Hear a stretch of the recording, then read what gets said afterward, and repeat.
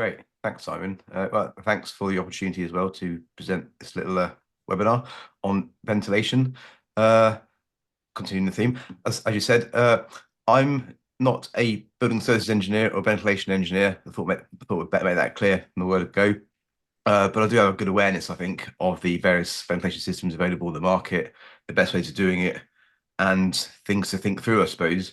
I suppose a bit about me. I'm a small, I'm a director of a small architectural practice in Sheffield. A lot of our work deals with retrofit and extensions to existing buildings, so I'm quite well aware of the issues with existing buildings, how to deal with them, and the realities of buildings, customers, clients, contractors, the building regulations, all this sort of combination of various things trying to pull at you, and you've got to sort of deliver things on those, I suppose. Uh, this webinar is aimed at homes rented out by landlords, commercial lets to tenants. It's not necessarily aimed at one-off custom new build houses for very wealthy clients. There's commercial issues to consider, I suppose, when you're renting out properties to tenants. And I assume everyone here on this webinar has a good awareness of buildings, construction, building physics, and building regulations, design standards, and best practice. So hopefully some of the stuff we'll be covering isn't hopefully new stuff in some ways, but it's about having an awareness. And I think I'll just flick back a few pages to run through basic contents, I suppose, or the themes we're going to run through, if that's okay. So if I go up a few pages, hopefully that's going to work. If it's not. Oh, here you go. Yeah. So have an introduction. I think we covered a bit of that. Why indoor air quality IAQ is important. The minimum mandatory standards, the regulations we need to apply to any building work, especially in an existing building. Optional design standards, not mandatory, but nice to have, possibly a luxury, maybe. An overview of the different types of ventilation systems available in the market. There's quite a few options and ways of combining things. So I'll give a brief overview of those. And there's also some trigger points for adding in extra ventilation to building work if you're adding in retrofit energy efficient measures, an EEM, energy efficient measure. And that's a ventilation system that we're going to cover in a short while. I suppose also I mentioned about the business case and money side of the situation. It's about understanding the business case and the reality of occupant behaviour and tenants. So I'll give you a quick overview of what that means in my understanding. Go through 3 applications, A, B, and C, best performance, best value, cheapest. And what I think is type C, a sensible middle ground that could be adopted, but each circumstance is different. A bit of overview, who does the design work, who coordinates it, important fire safety issues to think through as well, and also handover, and after the building work is completed, what happens next. So if we move on, that's me. Yep, I suppose a bit of an introduction about continuing the introduction. So we're going to be mainly looking at existing buildings, mainly retrofit and or extensions, not mainly new buildings.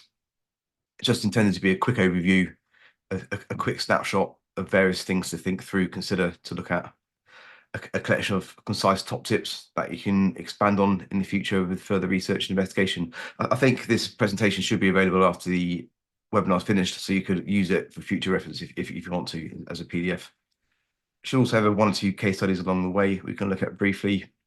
And any questions, can you let me know, or type it into the chat, or we can review it at the end. That's okay. Thank you very much. So without further ado, I'll move on. I think we've got quite a lot to cover. So if I'm speaking a bit quick or too quickly, let me know and I'll try and slow down a bit. But so indoor air quality IAQ. I think in the back of my mind, I knew why it is important, but I was trying to put it into words. So to put it into words, that's a good summary. It's a CIBSE guide, knowledge series KS17, indoor air quality and ventilation.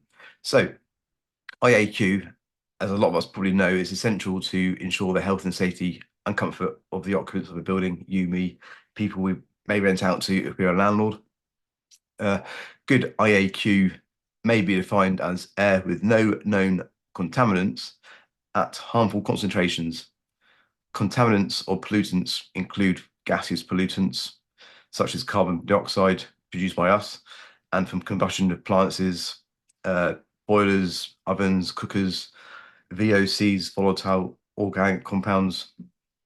These are released by a lot of materials in our houses: carpets, wood glues, paints, other materials, and other odors and particulates. So these all combine to create what could be good air quality or bad air quality. And I think we're also keen to promote good air quality, and that's why it's important. Uh, that is a big picture of mold and damp spot and condensation. We're going to come on to why that is important and considered. So indoor air quality can create black spot and mold, which in turn can cause health problems like respiratory and heart disease, cognitive impairment, and fatigue. By improving the indoor air quality through a good design that's thought through beforehand, effective maintenance and control of pollutants from sources like building materials and occupants, we can protect our building occupants and create healthier, more efficient indoor environments for all occupants.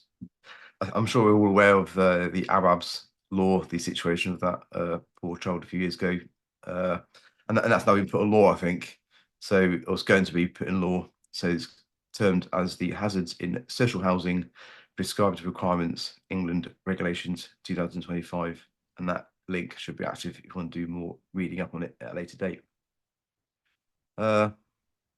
So moving on to the minimum mandatory standards. It's essentially, landlords are legally obliged to ensure the properties they let out are fit for habitation and maintained in a good condition to their tenants. You'd like to think it's not rocket science, but often it appears that that is not always the case, sadly, unfortunately. Ventilation requirements are primarily dealt with under the building regulations approved documents. The approved documents are not the regulations, but they provide guidance on how to achieve compliance with the building regulations. You don't have to follow the approved documents if you can come up with a new novel way of doing it to achieve compliance, and that's approved by building control. That's an alternative way of achieving compliance. We'll be looking mainly at approved document Part F, Volume 1, Dwellings, Means of Ventilation. That's the front cover. And also past 2035 2023, retrofitting dwellings for improved energy efficiency. This also covers on ventilation requirements as well. As I just said.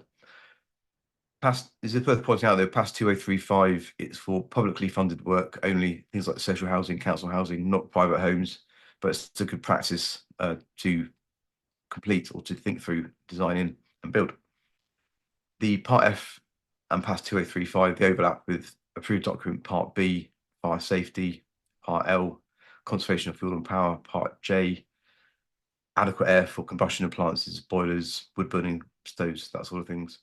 Also, Part C, slightly tenuous. It's not that direct, but it's slightly indirect. That if you're creating condensation in constructional build-ups, that needs to be avoided. So that could tally in with damp air, moist air. That could be extracted through ventilation. So it's slightly tenuous, but it's not that directly related. Optional design standards. So these are going above and beyond the building regulations. It's a great thing to aim for, but the financial reality is that not everyone can afford that or have the desire to do it, especially if you're a landlord. But a few other optional standards. AECB. AECB is the Association of Environmentally Conscious Builders, I believe. They have a standard called the Carbon Light Retrofit. It has a minimum standards for energy demand. Passive House Enefit is even more demanding than the AECB Carbon Light Retrofit standard. It's not mandatory, as I said. Trying to go past the minimum requirements of the building regulations. Yeah, these are really good to adopt if possible. Only suitable for the house building is very well sealed and airtight. If you've got an older house and you're not going to go to these two standards, it's probably not going to work that well. As I said before, that finances a lot of the time, unfortunately. Good practice, great to adopt if you can, but if your budget allows it. Once you complete these two standards, you get a little sticker on your building, or a plaque. So it's nice to have, I suppose, if you want that. And part 5, different types of ventilation systems available in the market. So I have a brief overview of different ways of ventilating your building. So quite an old-fashioned way of doing it. It's very straightforward, using passive or natural means. So no electrical plant is needed, no power is needed. Windows and doors, fairly obvious, you'd hope. Open the door, open a window, get some fresh air in, that sort of thing. Also background trickle vents, so controllable vents cut into your window or door head at the top. They should be closable, so you can close them if you want to, but it's still going to be letting air in and out, supplying an extract, and it's fairly uncontrollable to a certain degree. Background air bricks, a stage further than a trickle vent, so building in louvers into your wall with grills, again supply an extract.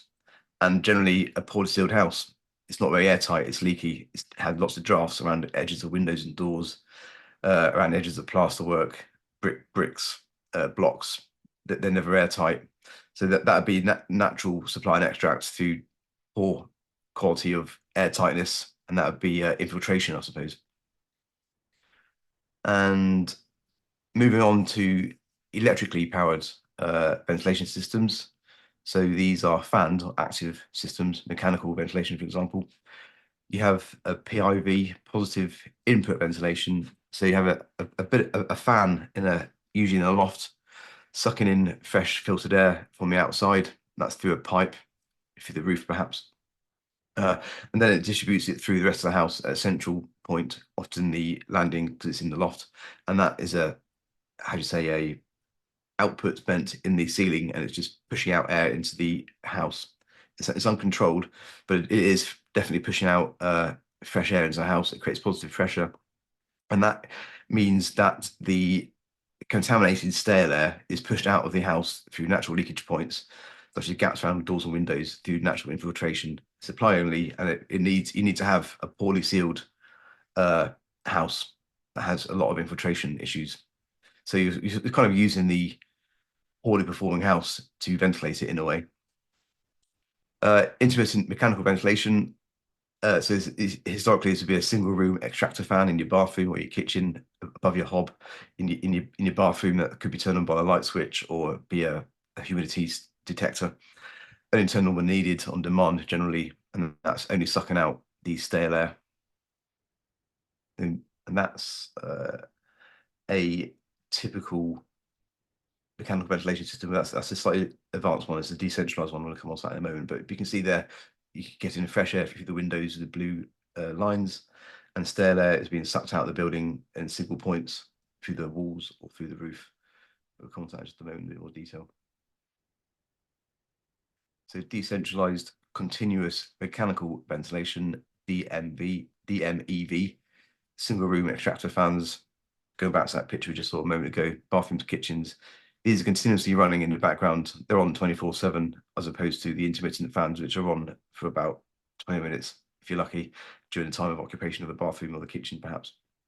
These are extract only. You can also get MVHR versions of these as well.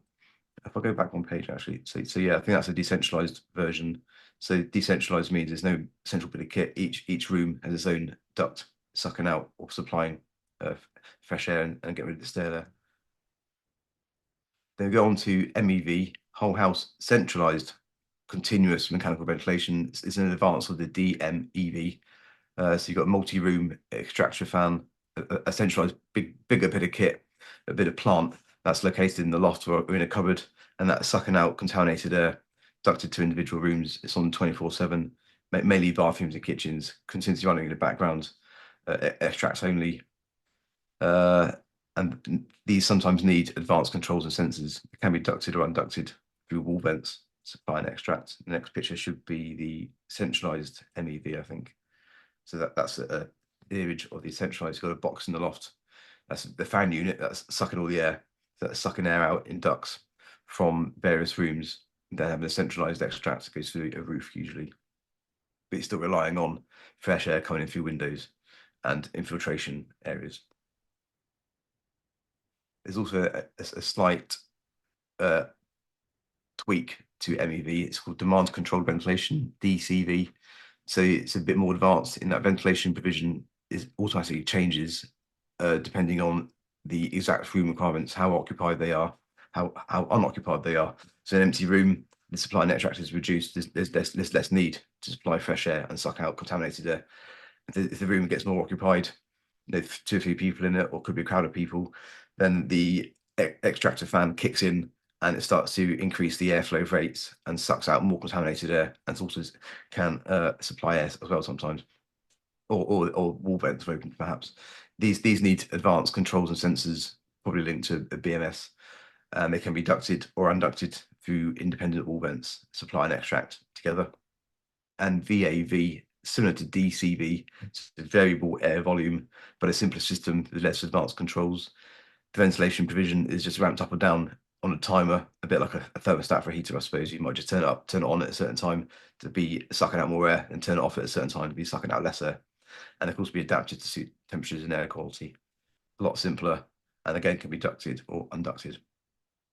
And this is hopefully a picture of a DCV, I think. So you can see in the day, it's less some rooms are less occupied, for the bedroom, for example. So that there's a lesser demand, so less supply, smaller blue arrow, and less extract, smaller red arrow. At night time, the bedroom is occupied, so you get a larger blue arrow, providing more fresh air and sucking out more stale air. In the daytime, the sitting room, dining area is occupied, so that again has more supply air coming in and more extract coming out. At night time, that's unoccupied, so that ramps down. In this sort of thing, that's how a DCV works, I understand. I'm not an expert, but I believe that's a potential system that could be used. MVHR, I suspect a lot of us have heard of mechanical ventilation with heat recovery. So, but if not, a multi-room extraction and supply bit of kit, a centralized piece of plant, often in the cupboard, possibly in the loft again, sucking contaminated air out, supplying fresh filtered air in. Again, this is continuously running in the background 24/7. It's ducted to individual rooms, not to every single room. So what I mean by that is extraction is only made to certain rooms, and supply is only made to certain rooms as well. So you generally have extraction to rooms like bathrooms and kitchens, where there's be more moist, damp air produced, and supplies generally given to habitable rooms, such as bedrooms and living rooms, where there's more need for occupants to have fresh air. This does supply and extract. And the great thing about MVHR is you have the heat exchanger, so heat from the extracted to warm air is transferred to supply cool air with the heat exchanger. But it's more expensive. But MVHR is also only suitable if the house is very well sealed and airtight. So if it's an old building that's being upgraded, retrofitted, that is historically drafty, with lots of infiltration, not being made airtight as part of the retrofit, or a new build to minimum building regulation standards, the MVHR may not be the best system, perhaps.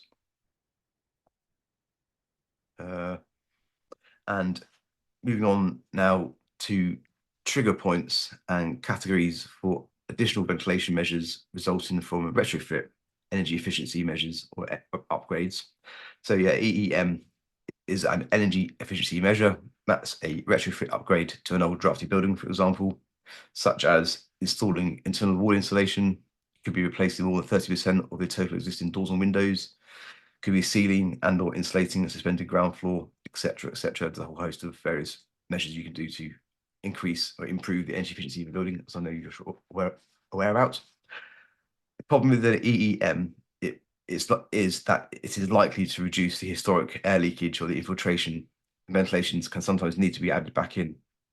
This is actually controlled under the building regulations under Part F. Volume 1, Section 3 makes specific production provision for these retrofit EEM upgrades. You probably can't read that, but if you come back to this for future reference, this is the bits you need to be reading up yourself at a later date, maybe. And this is describes a process to go through. So if you install energy efficiency measures, and they're generally categorized as a minor measure or a major measure, and if you have too many major measures, you therefore then need to increase the ventilation provision to deal with any potential problems, condensation that could result from the energy efficiency measures. If I go on to the next page, yeah, so there's some reference tables that you need to read in conjunction with the work you're doing, assess the work you're doing, and work out if you need to add in extra ventilation. So yeah, that table 3.1 is this table at the bottom. You've got category A, category B, and category C. I think if you're on category B or C, you need to improve ventilation provision. So for example, if I tell you what I'm going to do, I'm going to escape out of the full screen, just quickly read up on the actual approved document if I can. That hopefully it works, and it's right there. So if I scroll down to work on existing buildings, install energy efficiency measures, it's a bit more easy to read. If I scroll down, here we are, the table, if I zoom in a bit. So you could be doing a notch installation that's classified a minor work, or you could be doing installing external or internal wall installation to more than 50%. It's a major bit of work. Replacing more than 30% of the doors and windows, a major bit of work. Sealing and insulating suspended ground floor, major bit of work. Just replacing a few windows, minor work. So then you have to work out what you're doing as a total. And if you've got 4 major measures, it's category C, 3 major measures, category B, 1 major measure, category B as well. If you've got minor measures, 2 minor measures, category A, even a 4 to 5 minor measures could be category B or category C. And then if you go to the next page, see what these mean. Yeah, so if the method in diagram 3.1 results in the work being categorized as category A, it is likely that the energy efficiency measures have not reduced the ventilation provision. So no further ventilation provision is necessary. Not so with category B and category C. Let's go down. So like these bits here. If your category, the work is categorized as category B, you need to add in natural ventilation, continuous mechanical ventilation extract, or MVHR. If you get category C, more major work, again, natural ventilation, continuous mechanical ventilation, or MVHR. So it's similar set of procedures. But I suppose the point is that if you increase the EEMs on a building and retrofit, you really need to be really careful about the consequences and making sure they're dealt with, and possibly adding in more ventilation. I think a lot of the time that's often missed off. So something to be flagging up for future projects if you're not aware of that already. And I will now go back to the presentation. So I think I just touched on that, I think, in a bit more detail. So go on to the next page. Yeah, there's also actually in part F, there's also a checklist in table D1 towards the back of the document, a checklist of ventilation provision in existing buildings, and this helps you go through an assessment of your ventilation provisions of the existing and the proposed, and if they're adequate, if you need to add in more ventilation. And it's also cross-referenced in PAS 2035. Also mentions adding ventilation, and it cross-references to part F. So everything's tallying up, which is quite good, I think. Reassuring as well to a certain degree. So yeah, so I think I just touched on that and summarised that already. But yeah, just be careful when adding in energy efficiency measures. If you retrofit, you may need to increase the ventilation. It needs to be done in parallel at the same time, not in isolation. And then if you go on to the next page. So yeah, the business case and the reality of occupant behaviour and tenants. I suppose a lot of us are probably aware of tenants. If you rent out a property, that you try to provide decent accommodation, or at least I hope you do. And you start out with adequate ventilation, everything's going well, but then tenants complain of cold or they misunderstand how the ventilation has been used, and they therefore choose to tweak the ventilation so it's not being provided as intended. So I suppose examples are often that the mechanical ventilation is often turned off, the isolated switch, door window trickle vents are blocked up with tissue paper or taped over, perhaps. Air bricks are blocked up, taped over again, sometimes even siliconed in, hopefully not. Windows rarely opened. And then, so as a result of that, indoor air quality we talked about before, it gets worse and worse. You get moisture building up. That creates condensation on surfaces, even in the building structure itself, and that can create a damp environment and can eventually will lead to black spot and mould. There's a blocked up air vent. I've come across a few of those on jobs. Not ideal. I think a lot of the tenants possibly misunderstand how the ventilation strategy is meant to work. They have misunderstandings or perceptions about cold and drafts. And I suppose, unfortunately, unless you have MVHR, there may well be a bit of drafts, but the downside of it is offset by the positive side of it. So you're going to get a better air quality, cleaner air, drier air. So it's going to help your occupants' health and well-being, and also help the property as well.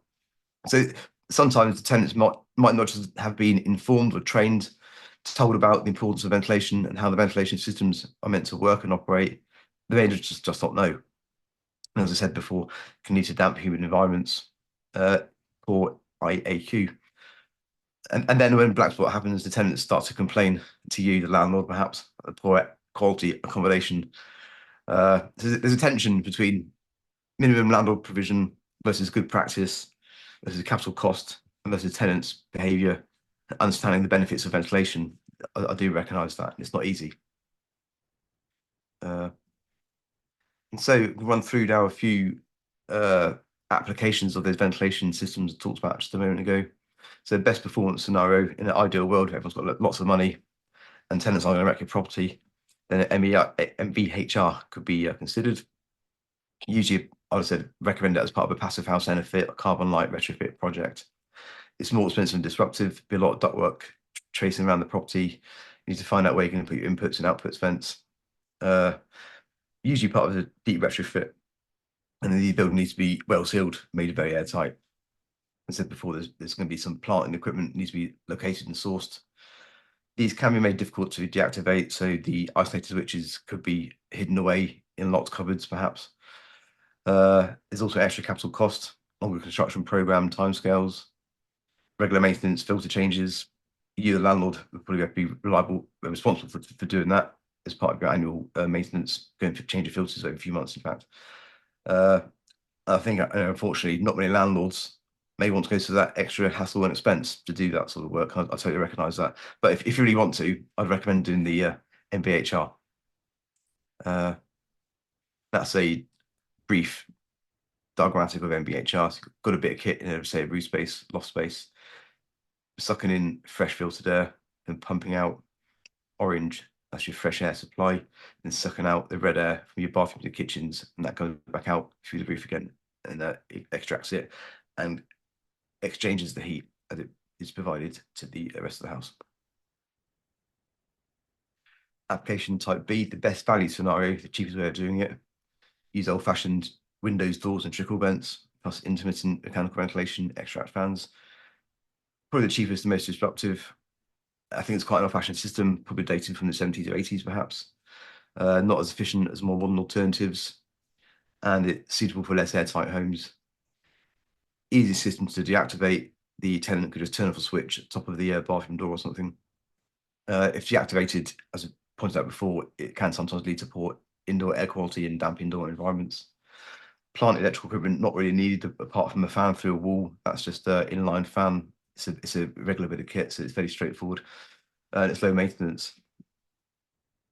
That's the bathroom fan. I think a lot of people know have seen one of those. Application C, the middle ground scenario. I think there's a place for this, and I've been looking at this for certain projects. So it's a good value. It's not the cheapest, but it does provide good value, but it also provides a less easy way for occupants to tamper with things, and it still provides fresh air regardless. So it's a combination of PIV for supply, the positive input ventilation, sucking the fresh air in, and then combined with the whole house centralized continuous mechanical ventilation, MEV, for the extract to suck out the stale contaminated air. Still use background trickle vents in your windows and doors, plus all air bricks, louver vents if need be as an extra background ventilation.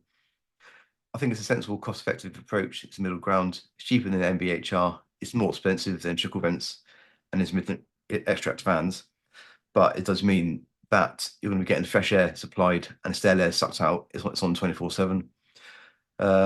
It can be made difficult to deactivate, so the plant and isolated switches could be kept in locked cupboards, for example, where the kit is. It still needs some plant and kit, possibly in the loft or a cupboard somewhere, and there'll be regular maintenance and filter changes still required. It can be attractive as it continues running in the background, harder to switch off. So that's a PIV system, I think, for example, just sucking in fresh air in and providing it through the house. I think I might, before I do this, I'm going to come on, I'm going to do another screen share, if that's okay. And I'm going to try and share a 3D model. I'll see if I can do that. It might not work. If it can, so I'll just stop sharing and share a different screen. Just a very moment.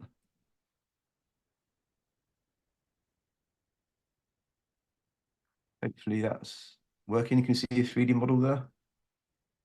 Yeah. Yep. Okay. If I just go to a different view. So this is a strip back. This is a extension to a block of flats in a town near you. And had this exact problem where the landlord was complaining about the tenants blocking up air vents. And so we investigated various ways of doing it, and we agreed on that a PIV and a centralized mechanical ventilation system would work. And if I just quickly walk through it to strip out the structure there, then that there is your centralized mechanical ventilation bit kit there. And that's ducted throughout the rest of the property. So I'll come down, see the duct fan unit there.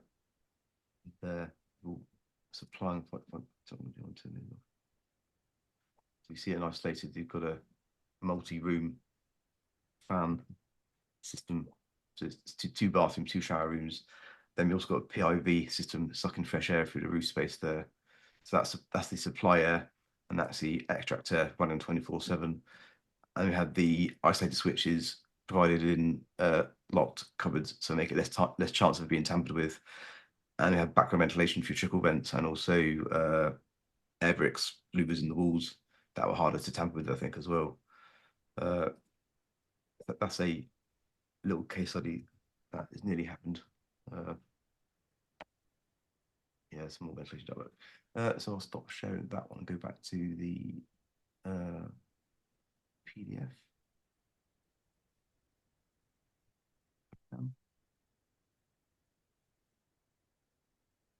And I suppose something that needs to be thought through is who designs the ventilation system.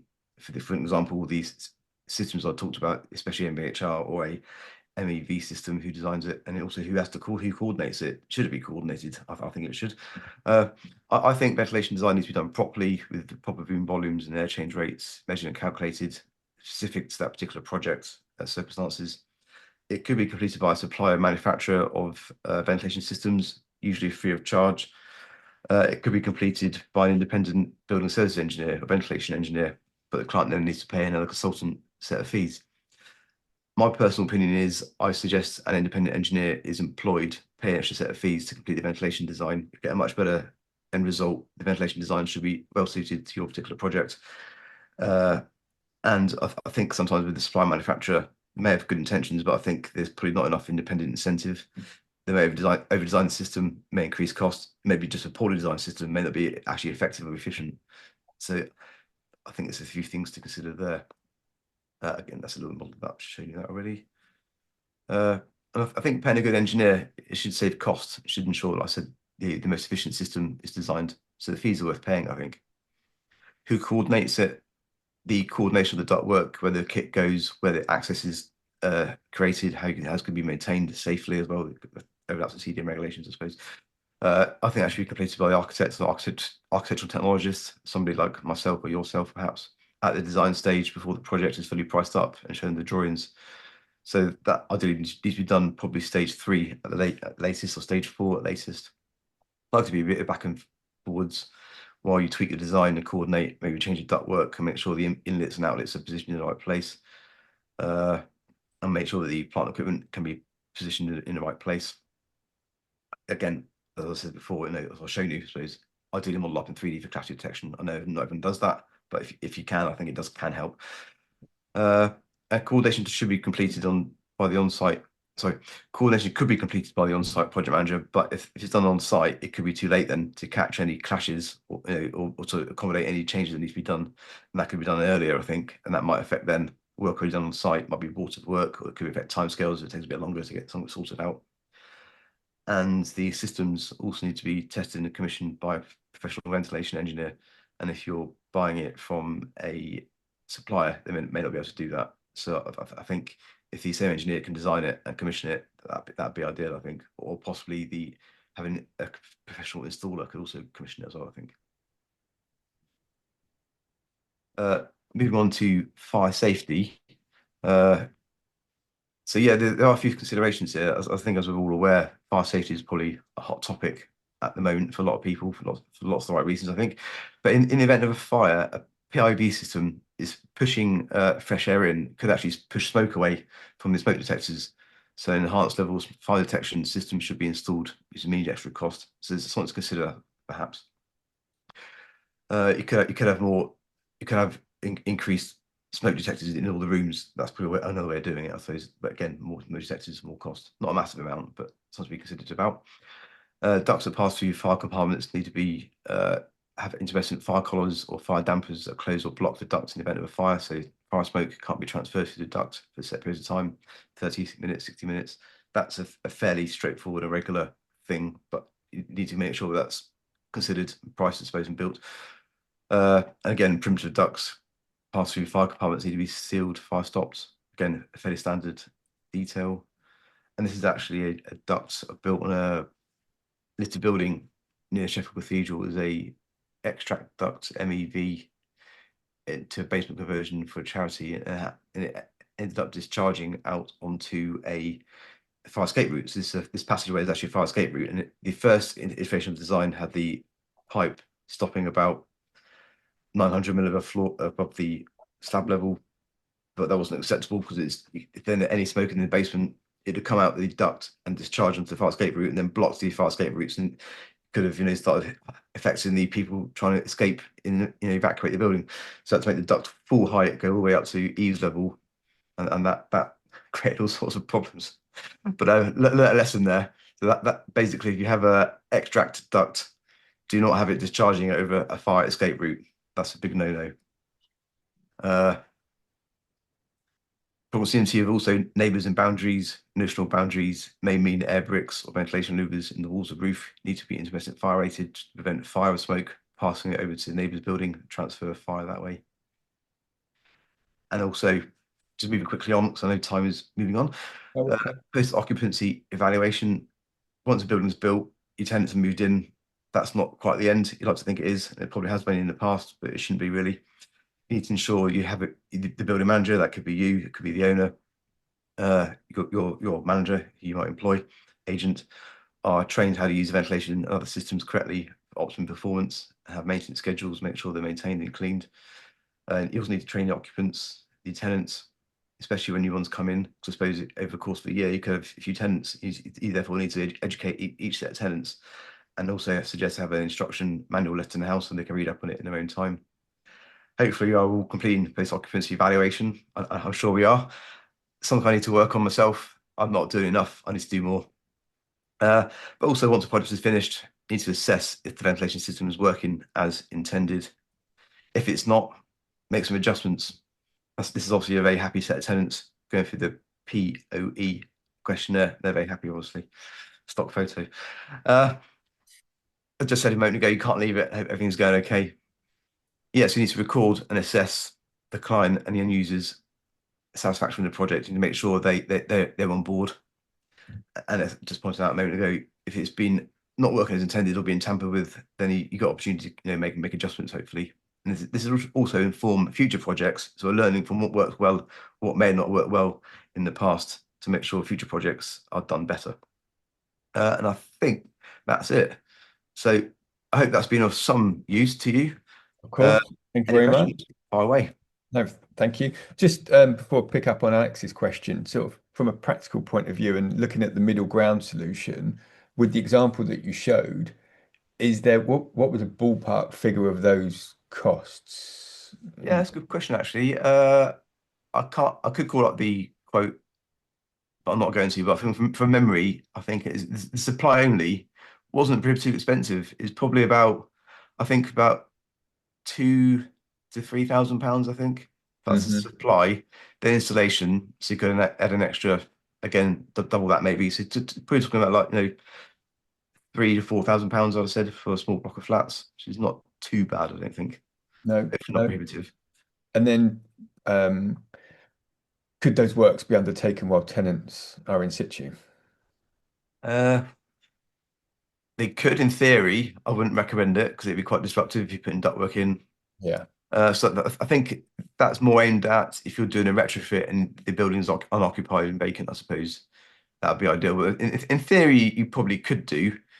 But I suppose you need to communicate and then make sure things are done in the right sequence, and expectations are managed. I suppose if you're doing that, you're forming holes in the roof. Ideally, needs to be done in the warmer, drier time of the year, perhaps.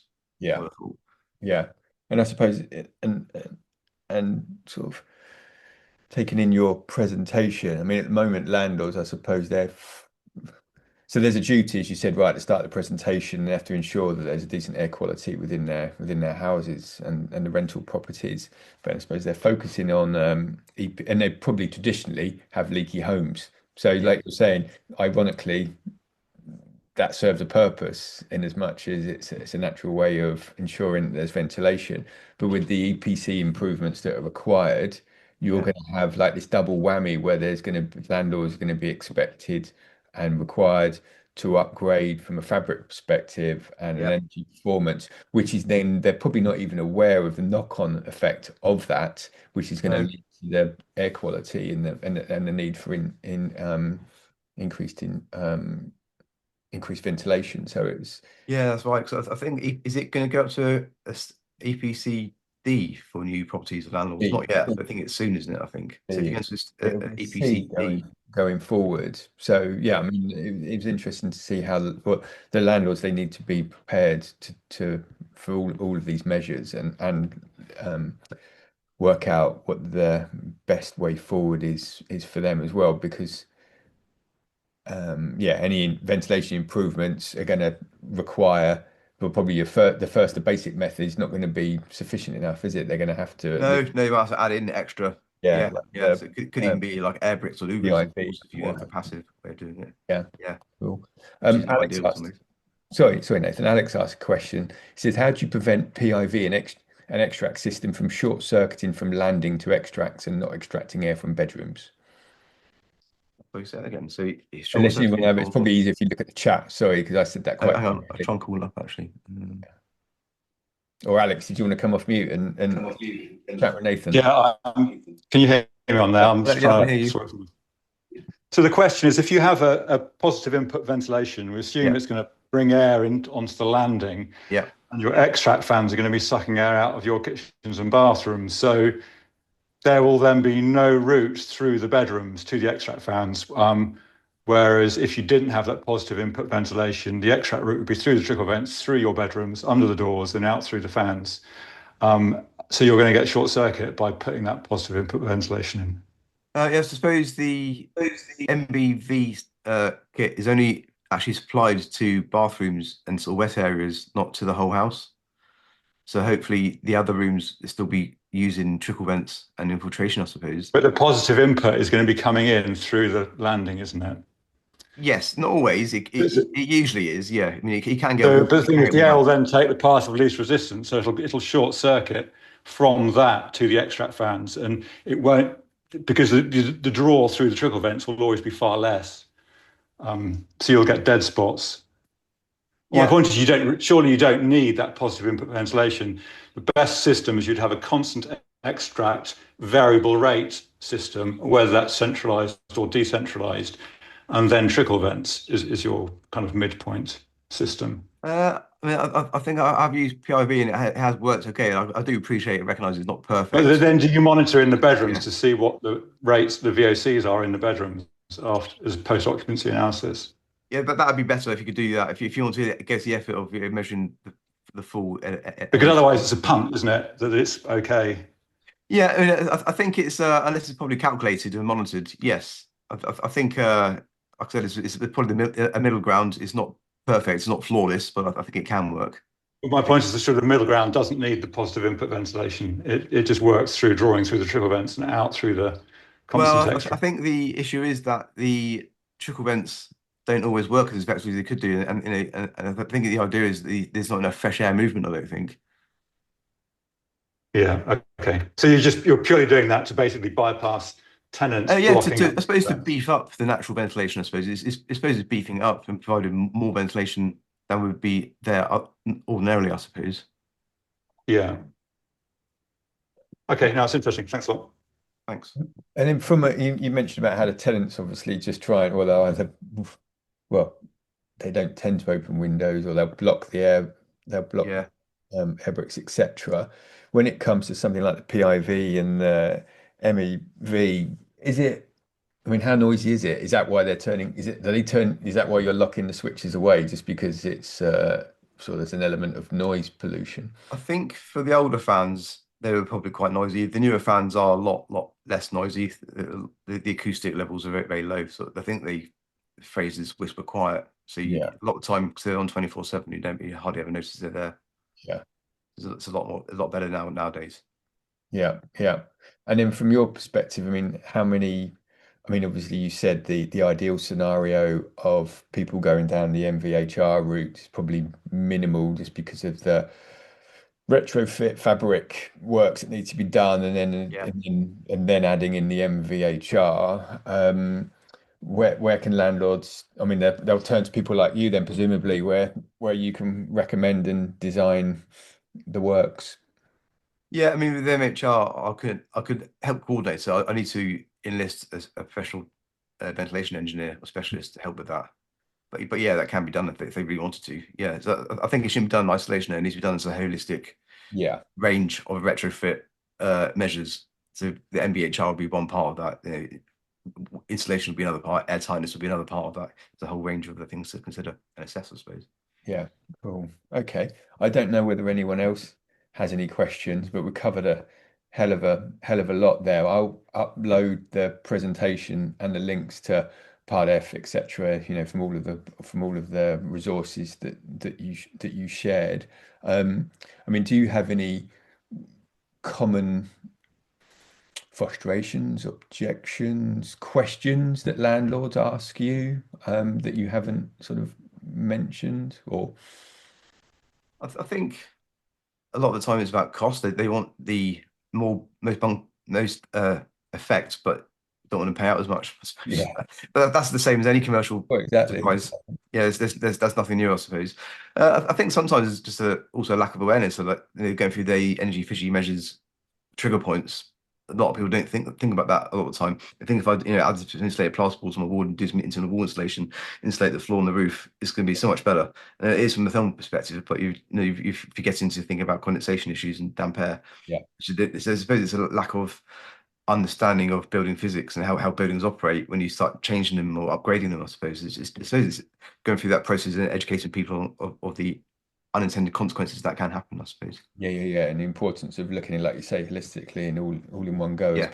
part of the planned works. No, thank you very much. We're coming up to the end of the time now anyway, so it's been really, really helpful, Nathan. I really appreciate you taking time to do this and the extent of the presentation that you delivered. Yeah, just a reminder from Liana there, just please sign up to the new Meshwork 2.0. That would be fantastic. And yeah, thanks all for your time, and I'll see you again in a week for the next one. Yeah, thank you very much. Thanks, Nathan. Really appreciate it. No problem. All the best. Speak Bye now. soon. Cheers.